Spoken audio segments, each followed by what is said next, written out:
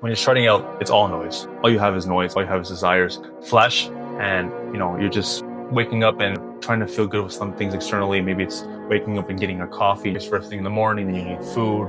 Then you're like, oh, I need to listen to some music while I go to work, so I don't want to be in rush hour, whatever it is. Then you distract yourself with social media. Maybe we're at work, and you're always putting things externally in front of you and noise to you're not able to hear anything really, which is your conscious. Your conscious is always buffered because of the things you're putting in front of it. But as soon as you begin to remove, like I said, that's the first step. When you're in level 1, which is full noise, you have no signal or no attention to your conscience.